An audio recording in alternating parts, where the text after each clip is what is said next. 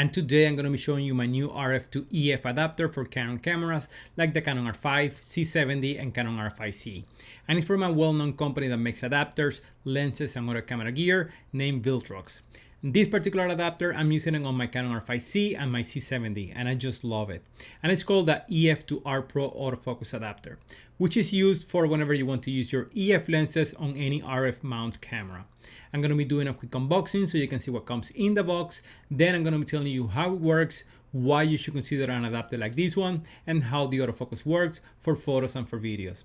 And if you're into camera filmmaking and tech, make sure to hit the subscribe button for more content like this one. So let's check it out. Alright guys, so we're going to be doing a quick unboxing so you can see what comes in the box. Here you get your typical instructions, which are in Chinese and English. Inside this bag, that's where you're going to find your EF to RF adapter, which is extremely well built and feels super solid to the touch. And to be honest, it feels like it's never going to break on you. It weighs approximately 160 grams, which is a little bit heavier than the Canon one. However, the build quality cannot be compared between the two, as the Viltrox one definitely feels more professional and more robust. To mount it on your camera is very easy. It's similar to the Canon one. However, to mount the lens on the adapter, you probably need to do it with both hands instead of one, which at the beginning took me a little time to figure out, but now it's actually an easy process, which I actually prefer because it feels more secure once you put your lens on the camera.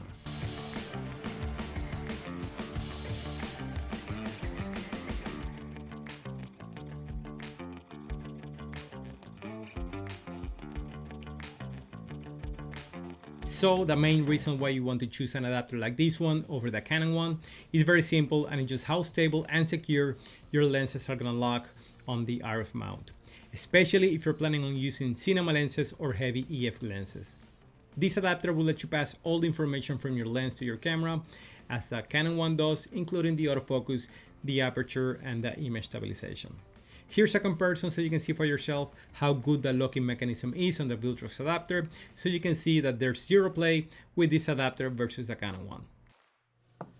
Alright guys, so here is a quick example so you can see what I'm talking about. Right now I'm using my Canon R5c with the 16-35 Canon EF, and I'm using the original Canon EF to RF adapter. So if you can, not sure if you're gonna be able to hear this, but if I move the lens like this, not sure if you can hear it.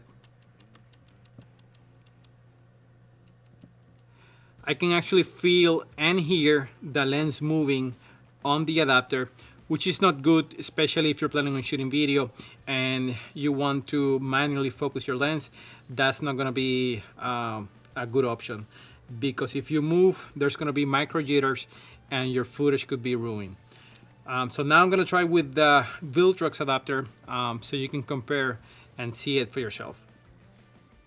So now I'm using the Viltrox adapter with the same lens, the Canon 16-35, and as you can see, you don't hear anything when I move the lens around. So this adapter is way more secure than the other adapter. So you see there's no play whatsoever, and if you want, you can tighten it even more if you rotate it to one side, or if you want to loosen it, basically you just have to move it to the other side.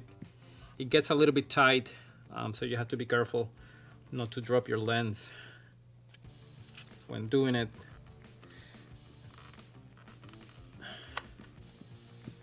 So you see, you put it here,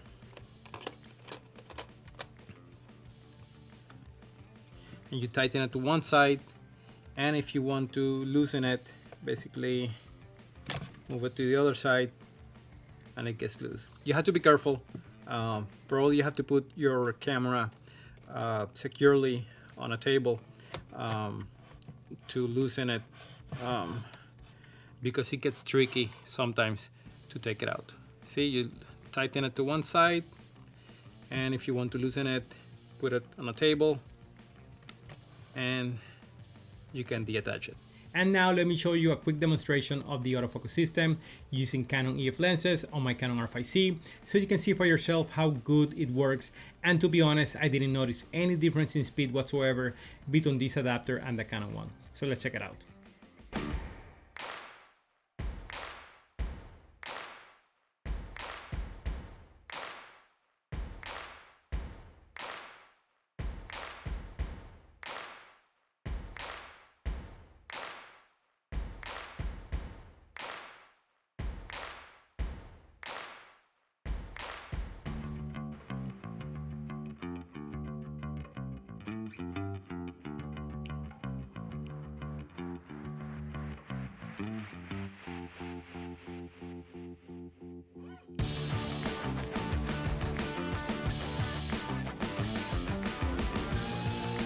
Alright guys, that's it for today. I hope you enjoyed the video. Click the like button if you liked it, and don't forget to subscribe for more camera filmmaking and tech videos.